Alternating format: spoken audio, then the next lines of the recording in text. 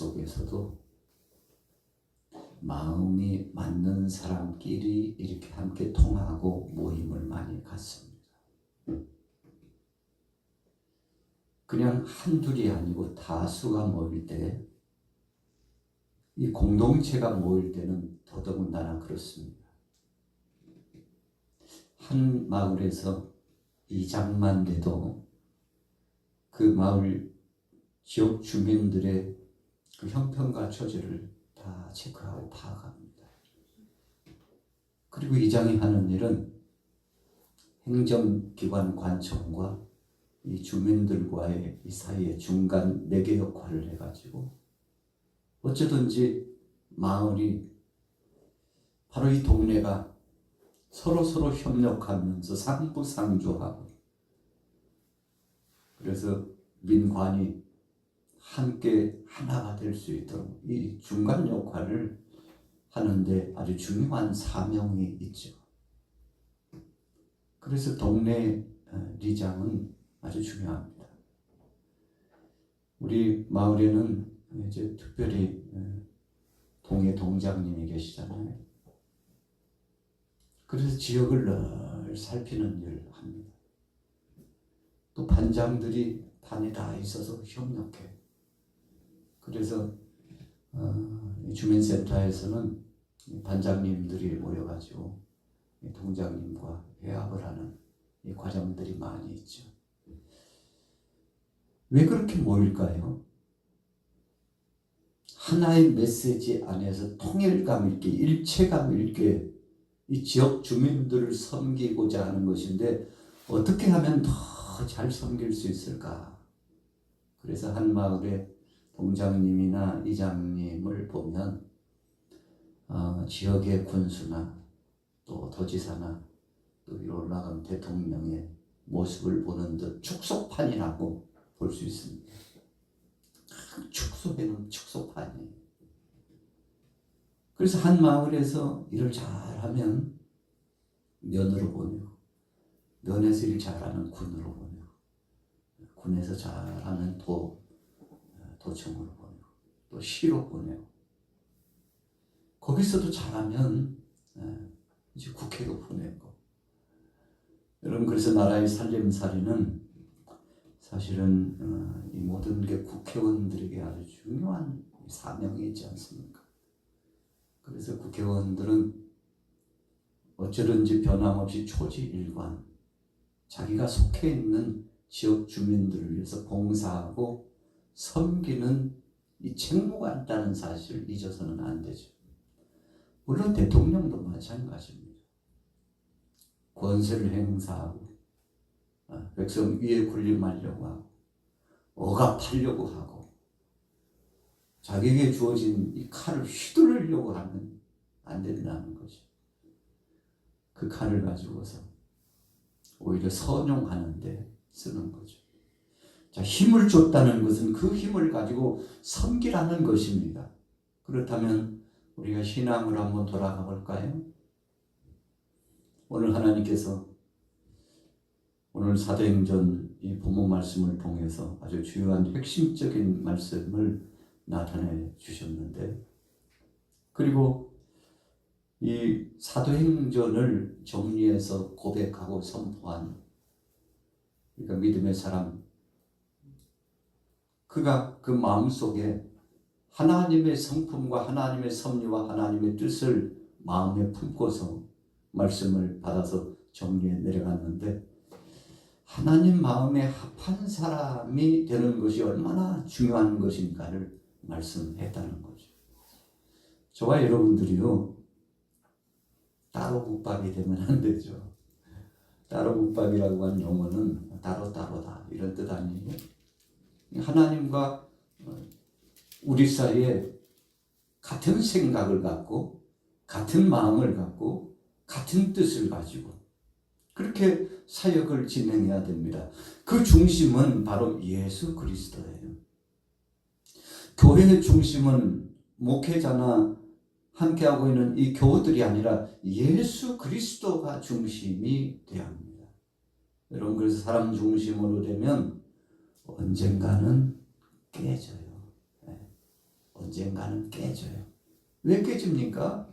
불완전한 존재, 불완전한 사람들이 모여서 불완전한 계획과 불완전한 운영을 진행해 나가니까 깨지는 겁니다. 잘한다고 했는데 이 트러블이 생겨, 마찰이 생겨. 내가 잘하려고 했는데 왜 그럴까? 여러분, 그만큼 우리는 흠이 있고 티가 있고 단점이 많이 있다는 겁니다. 장점보다는 단점이 많아요.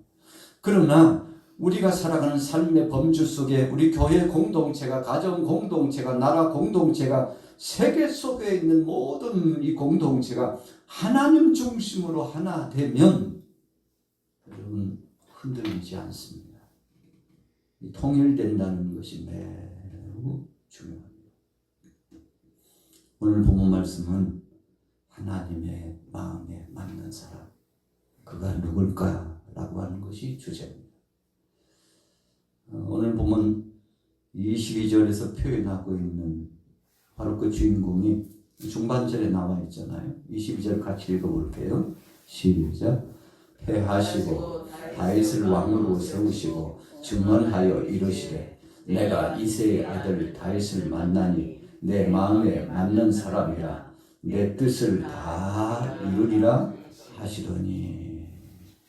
자, 22절 서두에 패하시고 누구를 패했죠? 사울을 패했어요. 사울을 패한 이유가 뭔가요? 오늘 주제로 표현해서 결론을 내린다면 하나님 마음에 합한 사람이 아니에요. 참 불편한 관계입니다.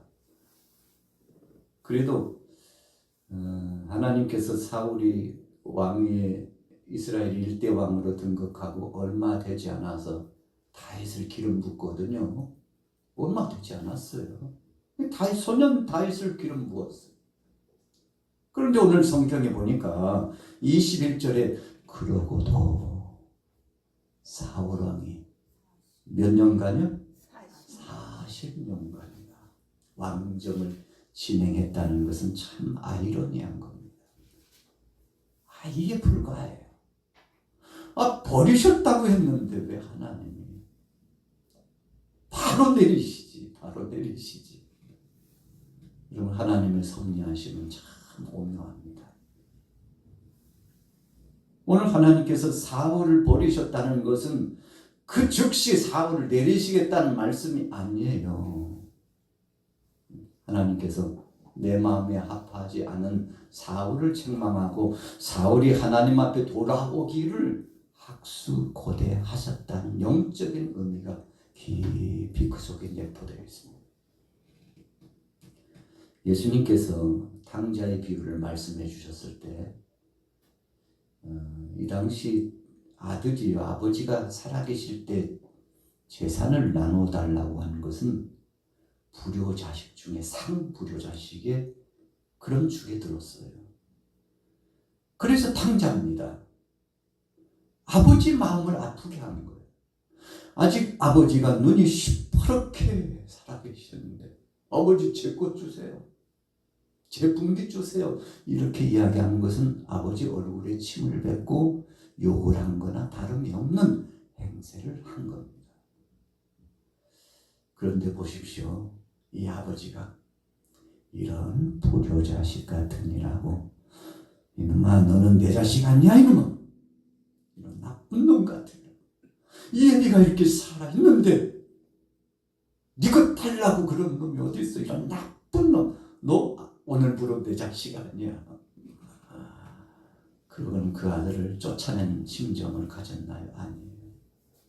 그럼에도 불구하고 아들, 알았어. 내가 네 목 줄 테니까 가서 마음껏 해보라고. 여러분, 이 아들이 아버지 거 가지고 가서 재산만 있으면, 자본금만 있으면 뭐든지, 뭘 하든 안 되자, 뭘 하든지 안 될까, 자신감이 충만했거든요. 아버지 곁을 떠났습니다. 먼 나라로 갔어요. 멀리 떠난 겁니다. 우리 영적으로 보면 하나님의 은혜의 품을 떠나고 세상으로 간 겁니다. 파라다이스, 이 천국 중심, 하나님 말씀 중심으로 살아야 되는데 멀리 떠났어요. 여러분, 아버지가 둘째 아들이 떠난 다음에 인연 끊었나요? 그러지 않았어요. 나간 다음 날부터 아버지는 문 밖을 계속 쳐다보고 있어요. 왜 문 밖을 쳐다보셨죠? 이 둘째 아들이 돌아오나 안 돌아오나 아들을 기다리고 있는 거예요. 여러분, 이것이 부모의 마음이죠. 하나님 아버지의 마음은 그런 거였습니다. 사울 왕을 이런 배은망덕한 거 처음에는 겸손하고 잘하는 것 같더니 나중에는 교만이 하늘을 찔 듯하구나. 내 말에 불순종하고 어그러져 가지고 자기 욕심을 가지고 그렇게 괘씸한 그 사울 세운 것을 하나님이 후회하셨다고 그랬거든요. 그런데 하나님이 후회하셨다는 게 사울과의 관계를 탁 끊어버리시고 내치시겠다는 뜻이 아니에요. 여러분, 해석을 잘해야 된다고. 하나님은 사울이 돌아오기를 원하신 겁니다. 그에게 기회를 주시는 거예요. 왕이 되고 얼마 되지 않아서 하나님 앞에 불순종하고 자기 마음대로 자기 뜻대로 행세를 진행하고 사무엘 선지자가 그렇게 권면하고 그러면 안 돼요. 왕이 하나님이 왜 기름 부어 세우셨을까에 다 이유가 있잖아요. 하나님 말씀대로 순종하고 충성하라고. 그래서 백성을 섬기라고 하나님께서 당신을 세워주셨는데 그러면 안 된다고 그렇게 조언을 해도 사무엘 선지자 무시하기를 그냥 뭐 보듯이 그냥 무시하고 말을 듣지 않았어요. 그럼에도 불구하고 하나님은 사울 왕이 돌아오기를 문 열어놓고 기다리고 계셨다는 겁니다. 여러분, 그래서 역사적으로 왜 하나님이 40년이나 기회를 주셨을까요? 싹둑 잘라버리죠. 그러나 하나님이 회개의 기회를 주신 겁니다. 너무 길게 줬나요? 그 기간 동안에 얼마나 다윗을 괴롭혔는지 몰라요. 얼마나 시샘하고 질투했는지 몰라요. 하나님 뜻과는 상관없이 자기의 욕망, 욕심을 채우기 위해서 기도하면서 하나님 뜻대로 살고자 몸부림쳐야 될 사람이 자기 욕망을 채우기 위해서 온갖 술수를 다 썼던 이 사울 보세요. 하나님께서 기다리셨지만 끝내 사울 돌아왔어요? 안 돌아왔어요? 안 돌아왔습니다. 끝내 돌아오지 않았어요. 여러분, 여러 번 하나님이 기회를 주셨죠. 끝내 안 돌아왔어요. 그래서 사울의 그 사역의 왕정의 40년은요, 하나님이 문 열어놓고 기다리시는 시간, 회개의 기회를 주신 시간표다. 우리가 이렇게 결정해놓고 쫙 주제를 현수막을 걸어놔도 틀림이 없을 만큼 하나님은 그래도 사울이 돌아오기를 원하셨다는 겁니다. 모세가 무리반물에서 반석을 향하여 막 아직 혈기가 살아있어가지고 반석을 막 때리쳤죠. 백성들이 불평하고 막 원망하니까 화도 나고 그래가지고 봐라, 내가 반석에서 물을 낼 것이다. 그냥 반석을 쳤죠. 그런데 그 직전에 하나님이 모세에게 분명히 말씀하셨어요. 모세야, 내가 저 반석 앞에 설 거야. 서 있을 거야. 그러니까 너는 대언만 하면 돼. 하나님 말씀대로 실행만 하면 돼. 하나님이 하실 것이라고. 그러니까 하나님이 왜 미리 말씀해 주셨을까요? 백성들 앞에 하나님의 뜻을 전하라는 겁니다. 그러나 하나님이 여기에 임재하시고, 여러분 지금 내가 지팡이를 가지고 반석을 칠 건데 이 지팡이에 집중하지 마시고 저에게 집중하지 마세요.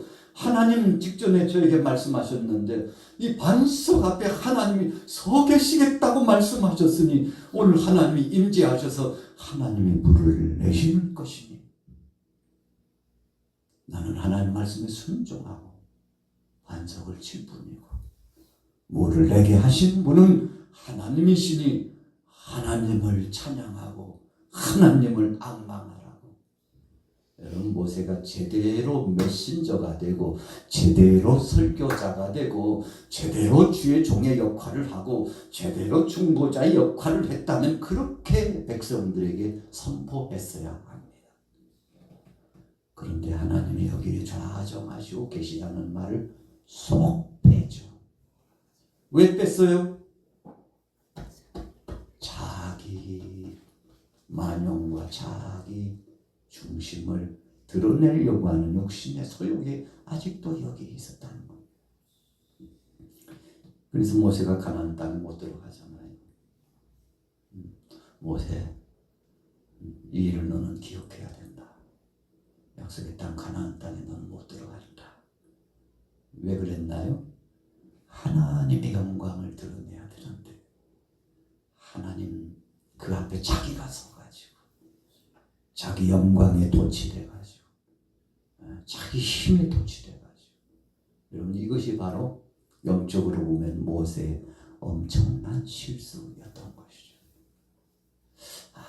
돌이켜보면 성경 읽다 보면 아쉬울 때가 많아요. 그때 모세가 백성들 앞에 오늘 여기서 물을 주시는 분이 하나님이신데 그분이 여기에 좌정하시고 서 계신다고 말씀하셨고 임재하신다고 하셨다고 좀 그렇게 전했으면 얼마나 좋았을까. 아쉬움이 남죠. 자, 하나님은 어떤 사람을 쓰시는가? 하나님 마음과 똑같은 사람을 쓰십니다. 여러분 그래서 하나님 영광을 드러내고 주님 제가 한 거 아니에요. 저는 한 것도 없고요. 그냥 하나님이 말씀하셔서 순종한 것밖에 없고 이 모든 역사는 주님이 하셨죠. 주님이 치료하셨고 주님이 기적을 나타내셨고 주님이 문을 열어주셨고 주님이 애국 군대를 수장시키셨고 주님이 이 요단강을 홍해를 건너게 하시고 주님이 만나 메추라기를 주시고 주님이 우리의 거슬투족을 책임져 주셔서 40년 동안 편안하게 안전지대에서 살다가 약속의 땅 가나안 땅에 들어왔지요. 모세가요 이 일을 잘하는 것 같았지만 잘 못했어요. 그래서 요단강을 건너고 나서 하나님께서 명령을 내리죠. 여호수아에게. 여호수아 예 하나님 요단강을 건너고 나서 그냥 끝나면 안 된다.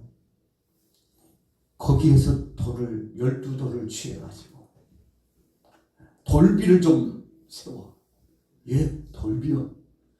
그리고는 거기에다 기록해라. 하나님께서 여기까지 인도하셨고 우리를 하나님께서 애국에서부터 약속의 땅 가나안 땅까지 인도하셔가지고 우리가 여기까지 온 것은 하나님의 은혜라고. 여러분 그 관점 주제를 딱 한마디로 하면 그거 쓰라는 거예요. 여기까지 인도하신 분이 에베네셀의 그 하나님, 여기까지 역사하신 그분이 여러분 모세 아닙니다. 모세 아니에요. 저도 아니에요. 여호수아 저도 아니에요. 저 아니라니까요. 아니 그럼 누구예요? 우리를 인도하는 자가 모세고 그 다음은 여호수아 당신이지 않소? 여호수아가 아니에요. 여호와 하나님께서 여기까지 인도하셨습니다. 혹시라도 이제 후손들이 묻기를 아니 왜 이 돌비를 이렇게 세워놨냐고 묻거든. 하나님께서 우리를 인도하셔서 여기까지 함께 하셨다고.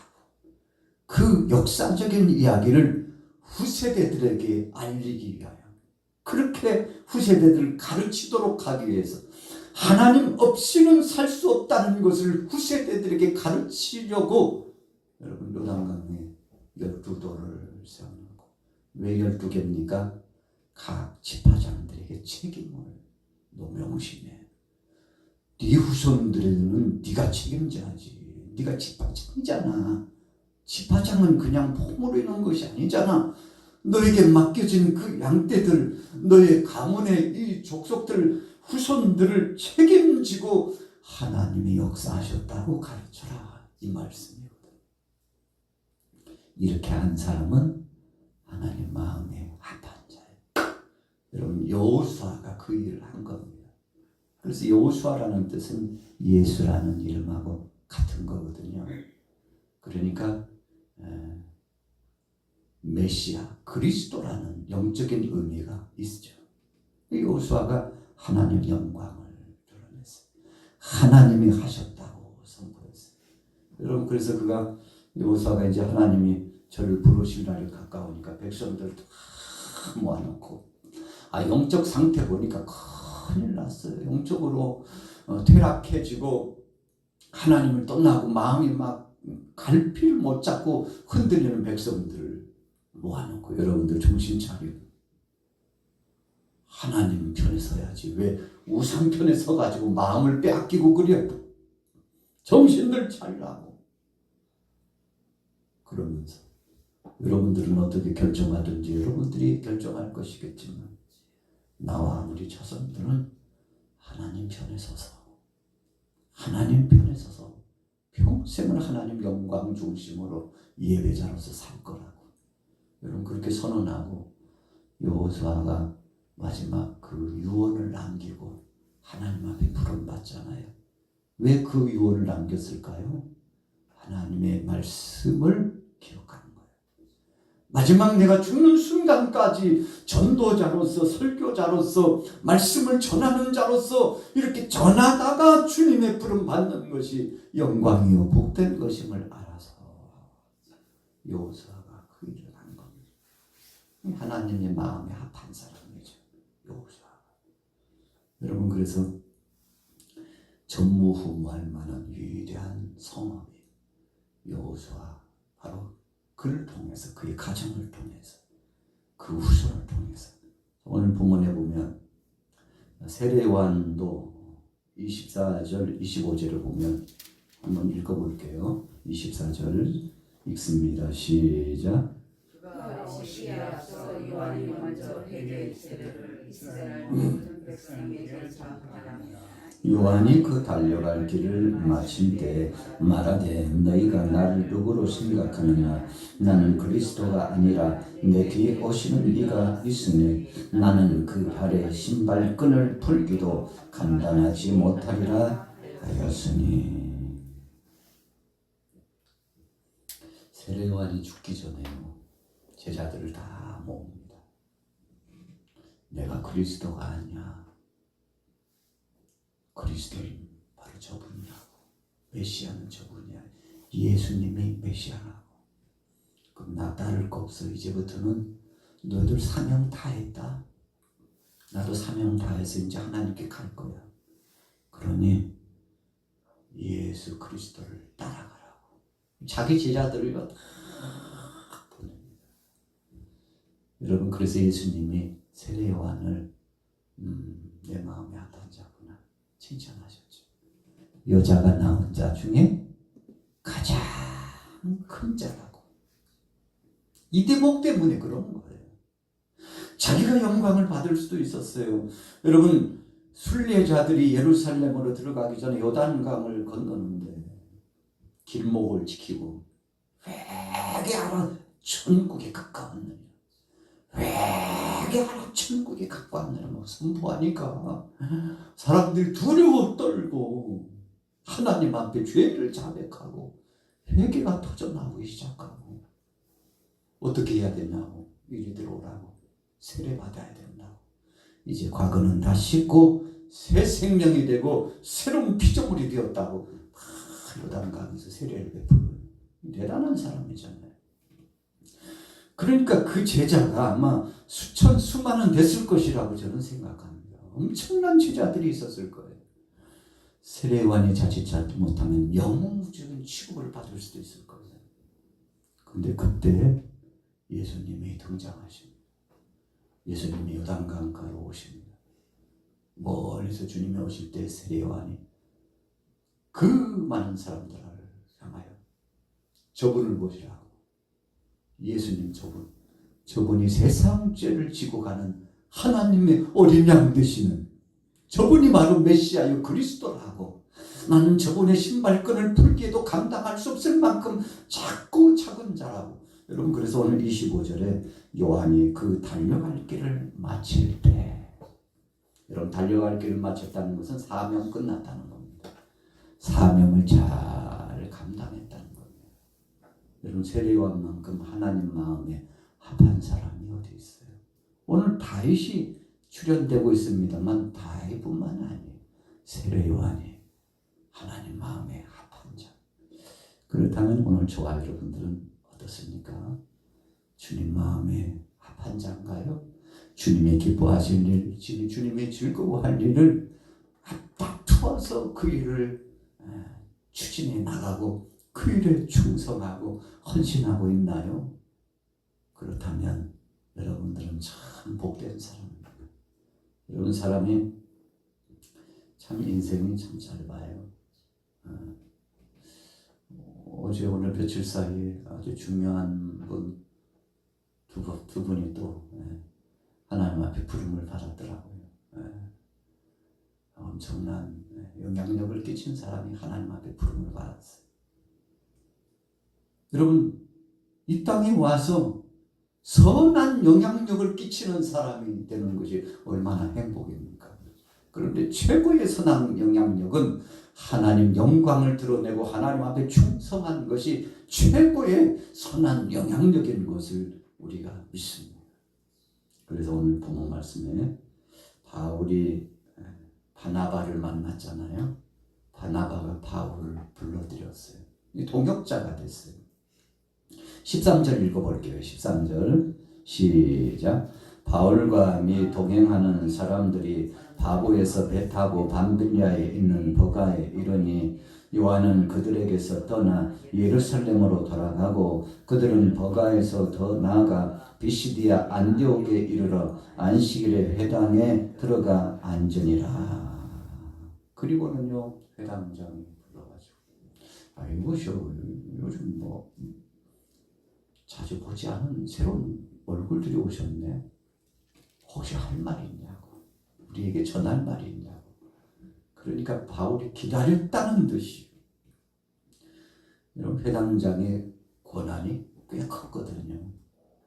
이 설교자들, 강론자를 세우는 겁니다. 회당장이 권위가 있는 거예요. 여보시오, 혹시 할 말 없어? 바울의 눈빛을 본 것 같아요. 그러니까 바울이 서가지고 회당에 모여있는 그 많은 사람들에게 전하는 것이, 여러분, 오늘 15절부터 쫙 말씀을 풀어 나가는데 애굽에서부터 시작해가지고 가나안 땅에 들어가고, 그리고 나라가 형성돼서 열왕의 시대가 끝나고, 그리고 나서 사사 시대를 거쳐서 마침내 다윗의 가문에 예수 그리스도께서 오신 이야기까지 쫙 일사천리로 말씀을 선포하잖아요. 사람들이 막 가슴이 뜨끔뜨끔한 거예요. 회당에 모여있는 사람들이 예수님을 구주로 영접하지 않고 박대하고 희롱하고 조롱했던 것이 얼마나 후회스러운지, 이 복음이 들어오니까 이 속에 불이 나는 거예요.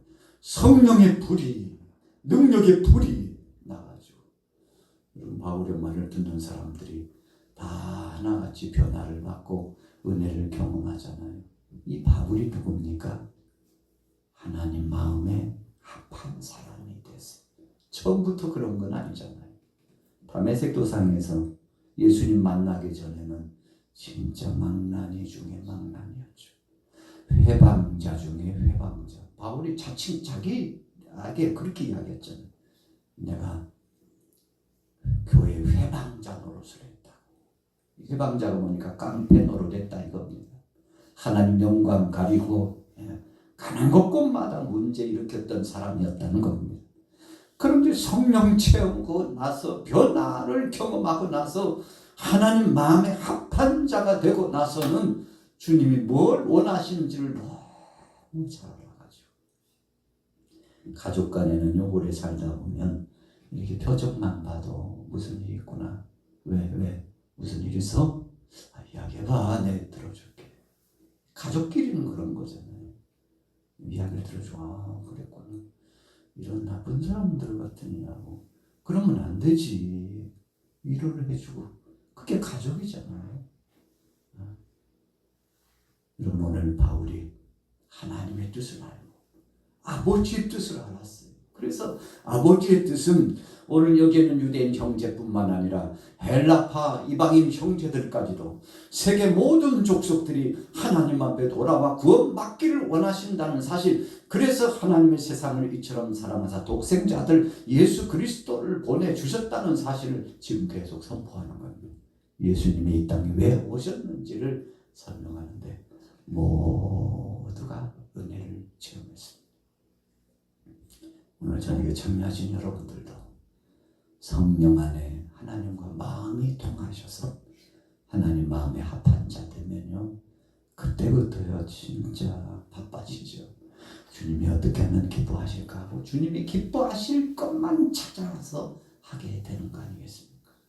오늘 여러분들에게 이런 행복이 충만하시고 장차 주님 앞에 가서 큰 상 받는 멸류관을 주신다고 그러잖아요.